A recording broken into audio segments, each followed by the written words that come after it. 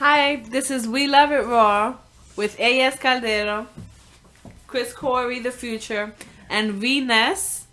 Please subscribe, listen, share, tag, make people hear this. This is a great show. Thank you guys. We love you. We love it raw. Free Bew Wary. Let's go. Chris Corey, The Future. Here to discuss Monday Night Raw. First, I'm going to talk about the most important thing for days and days and days. Triple H announcement that's going to shatter minds in the WWE universe. Chris, you just going to... You think about that announcement, you're thinking, oh, they were probably going to strip Roman Reigns of his victory at the Rumble. But it didn't turn out to be that way. It turned out it was a manipulation act to get Roman Reigns involved in Fastlane, try to have them lose at Fastlane so they don't have him go against Brock Lesnar for the title. So you're thinking, okay, the Authority's up to their old tricks again. Here we go. But then comes Daniel Bryan from last year's WrestleMania. You're thinking, okay, he's going to manipulate and weasel his way into a main event again at WrestleMania. Then comes Seth Rollins. And you're thinking, okay, what's he going to do? My version is awesome, awesome, awesome, awesome. Yeah, right. When I'm watching Raw, every music that hits, awesome, awesome, awesome. Triple H, awesome. Roman Reigns, awesome. Daniel Bryan, awesome. Seth Rollins, awesome. But you were thinking, what are these guys going to do to manipulate their way somehow into WrestleMania?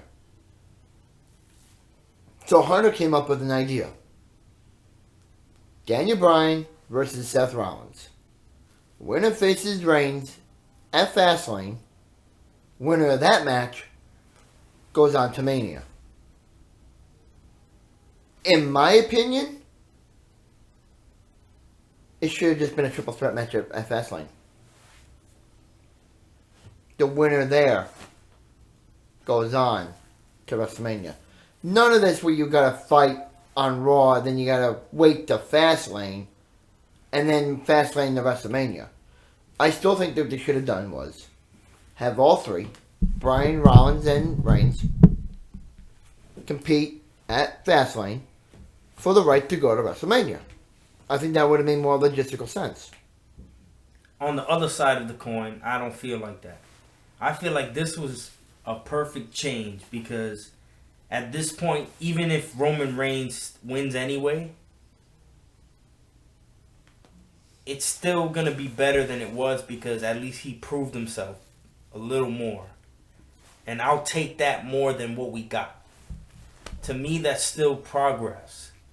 This is a good progress because you're getting it out of the way with Raw. It's a surprise, which we rarely get with anything. No. So I'll take a surprise any day instead of predictability.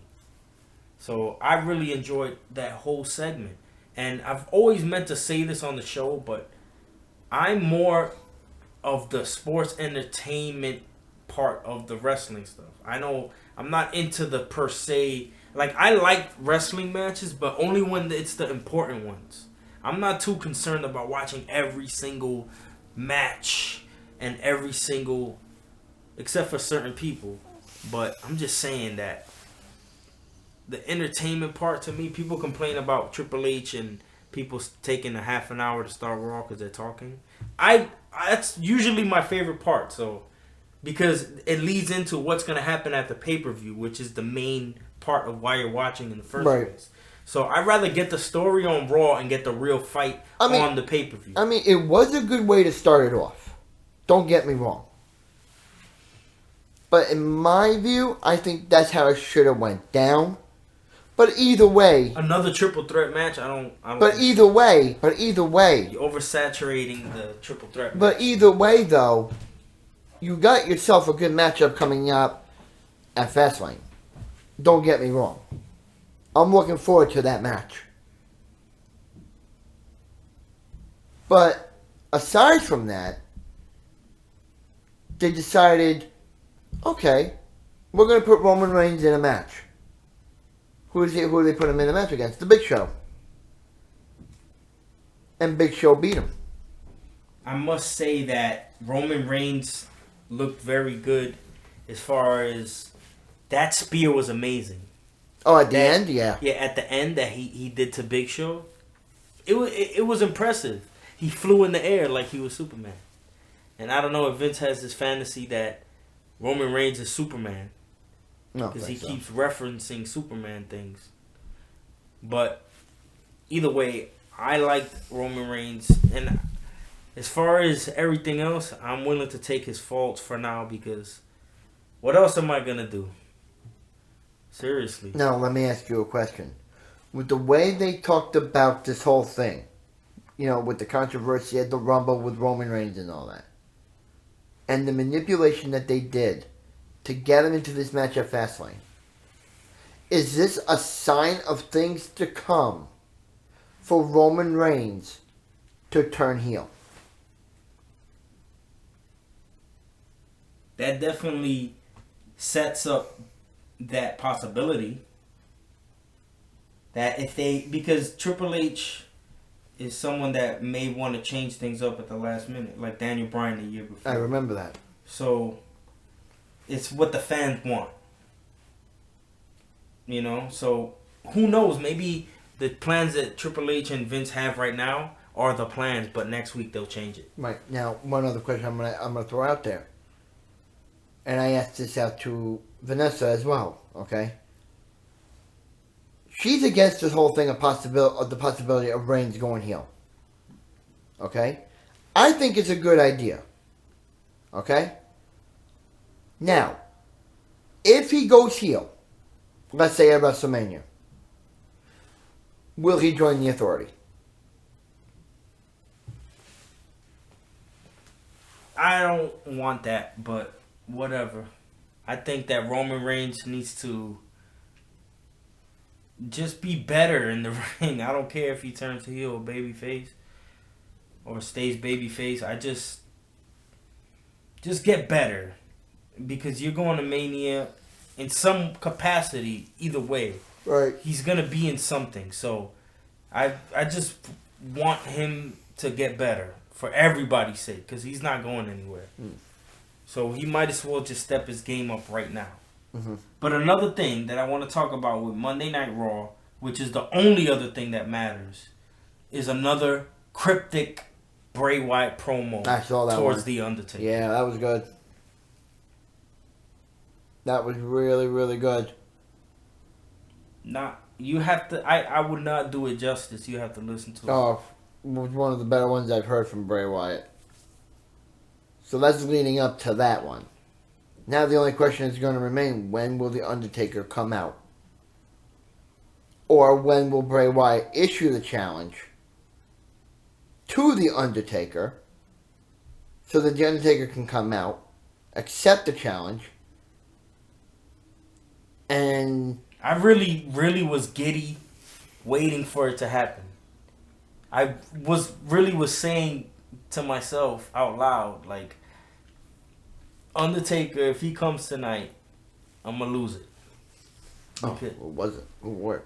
But I don't know. I'm waiting every week. I'm just going to anticipate that. Now, do you remember a few years ago, he came out, I think, on, what was it, February 14th or something?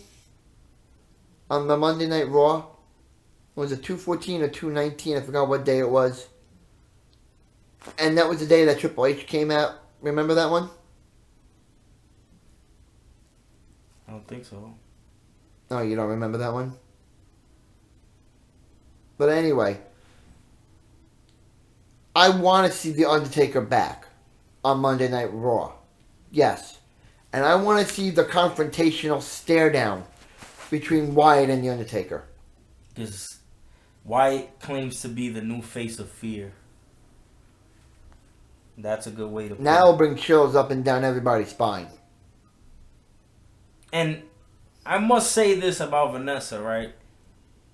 you gotta love her, and you gotta just be like, she likes the baby faces all the time. Doesn't matter if they suck. She's into the baby faces, and you can't fault her for that. That's just what she's into. That's what she's into.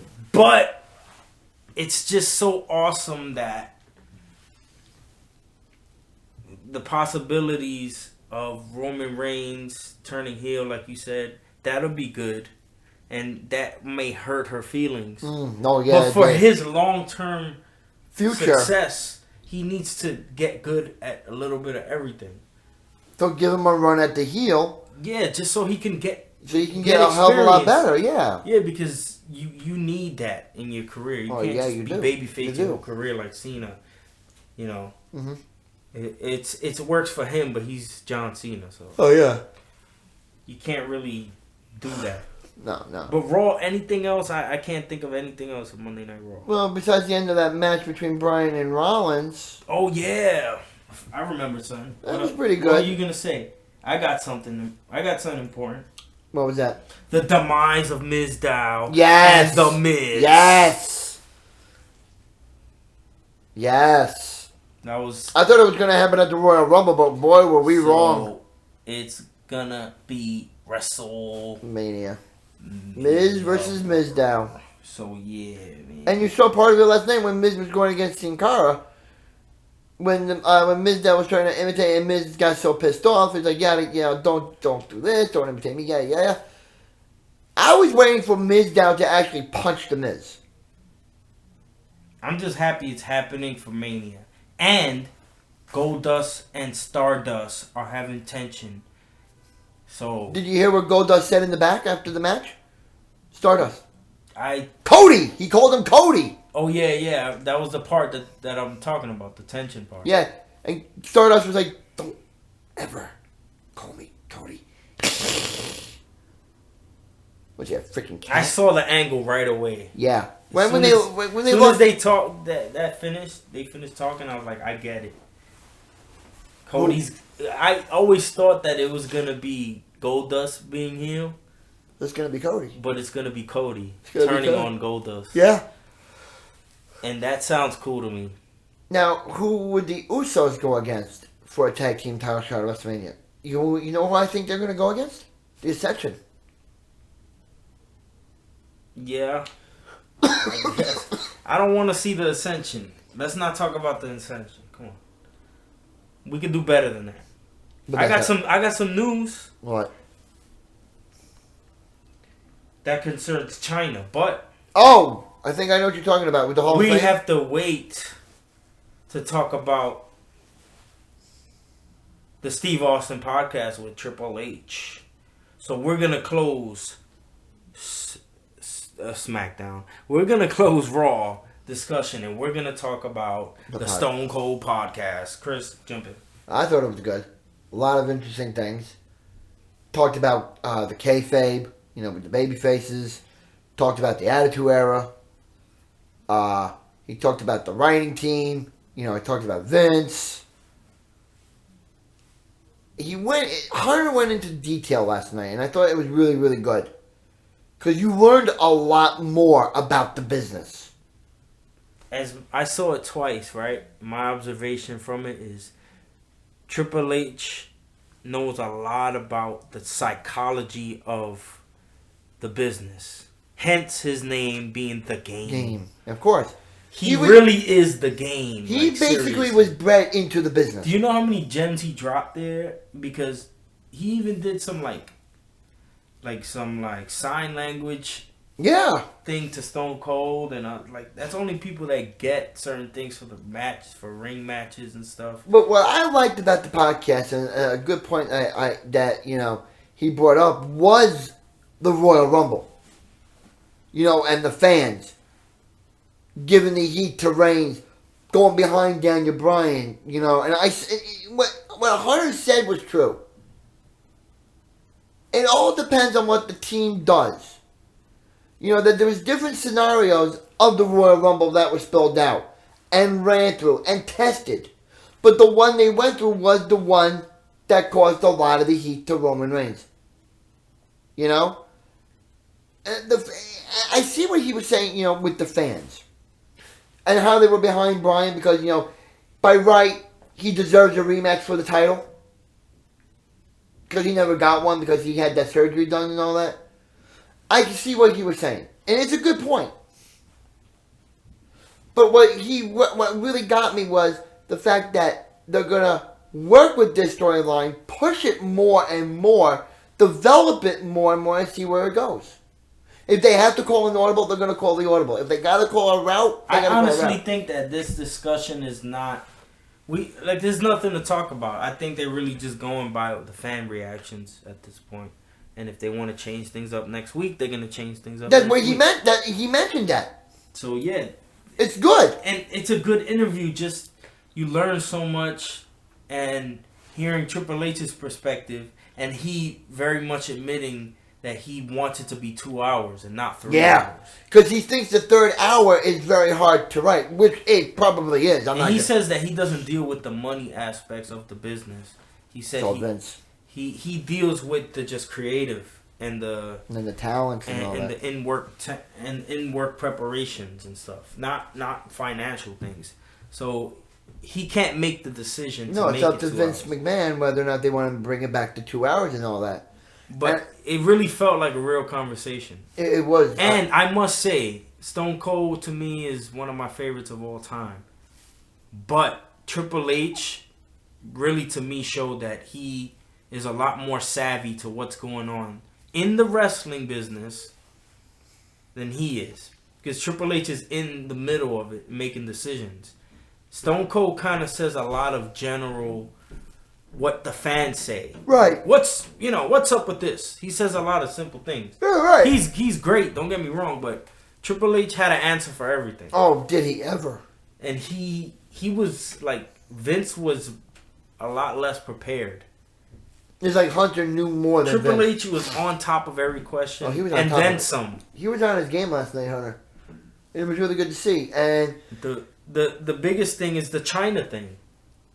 That he wants her in the Hall of Fame. But given the past, I don't think that's ever. And it's also not his decision. It's Vince. It's something he has to suggest. And Triple H says there's no heat coming from him because he doesn't. There's no issues. It's pretty much political issues that doesn't really let her get involved. And I'm not going to read the whole thing, but I'm just the gist of Chyna's tweet the following day. He's saying that she would be honored to be in any part of the Hall of Fame one day or whatever. And she seems very peaceful and not confrontational about it. And she says that very, very nice about it. I thought she would be bitchy about it. No, she turned out to be very nice and about it. And she was very casual and very understanding about Triple H's perspective and where he was coming from. I mean, do I see her going in the Hall of Fame? Yes. Yeah, because she was in DX. She was the first, not just that, first woman ever to compete in the Royal Rumble, okay? First woman ever to win the Intercontinental title. You don't see that now. Yeah, Chyna was a big deal.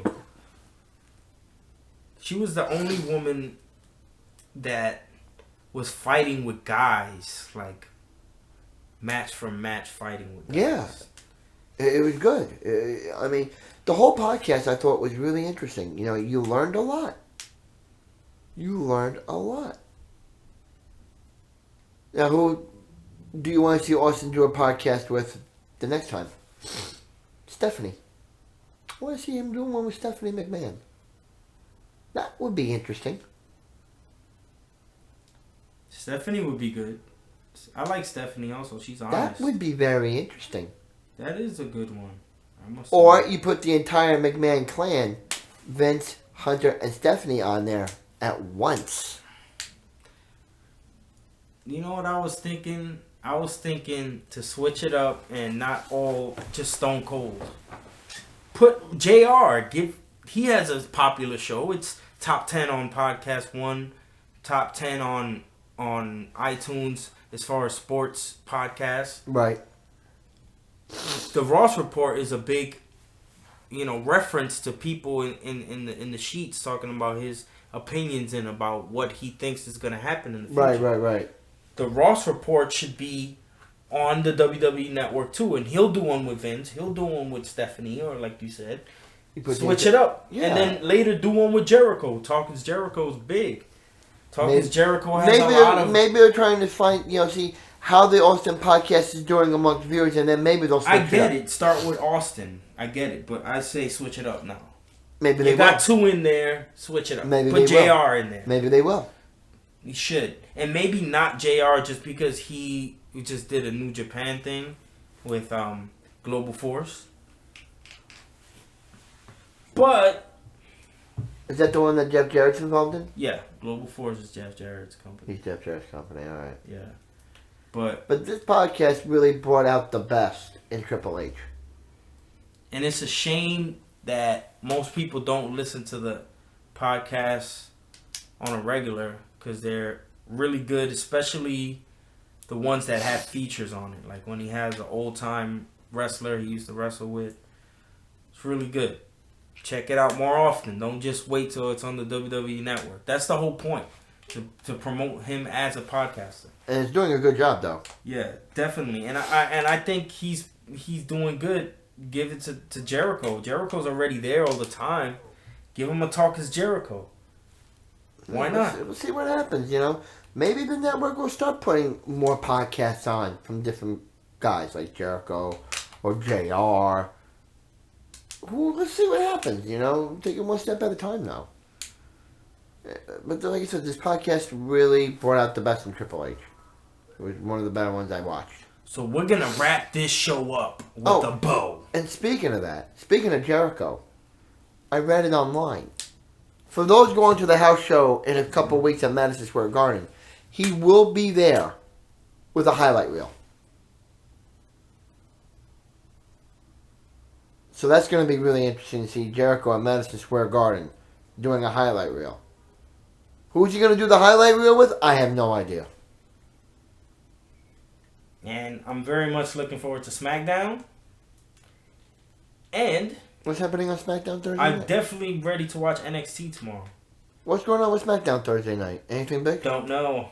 I just want to hear another Bray Wyatt promo. Yeah, you'll probably hear it. Run. And what do you think is going to happen?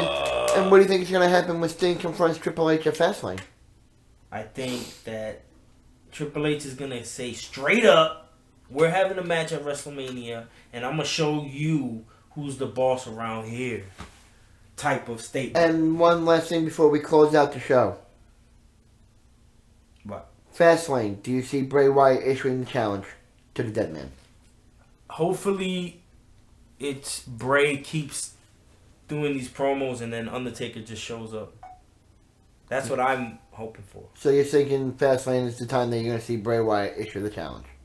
I don't know if he's going to issue the challenge. I feel like he's already issuing the challenge. It's just up to when the Dead Man decides to make it official. Yeah. It's pretty much up to Taker because 2 promos already. You know you're getting one at least on Raw next week. And you're gonna if not on SmackDown, you're getting one on You're Raw. probably going to get one Thursday night. You're definitely going to get another one Monday night. You're going to get one until Fastlane and hopefully the Undertaker comes And you're going to get a couple from the Undertaker if he decides to accept it from that point after. So it'll be very interesting. That's going to be the best match so far. Oh, besides the Sting Triple H match. I don't know, man. I'm more excited. Like, Sting Triple H, don't get me wrong, Triple H is my favorite, but I've seen Triple H wrestle a lot. Yeah. Time for some new faces. But I want to see Bray Wyatt versus an Undertaker because this is the last moment in history it could possibly happen. Yeah? Because Undertaker's almost out of here. Yeah. You have to get this. You'll have this match against Bray Wyatt, and you'll go next year to Dallas and have one last match with Sting. And go to the Hall of Fame right away in Dallas. Be the headliner next year. Yeah. Oh, yeah. He has to be the headliner for that. Oh, yeah. But that's here or there, so let's wait to see what happens. But that's about it. So, yeah, subscribe to watch the podcast on YouTube. Signing off. Keep it real and keep it raw. Brother.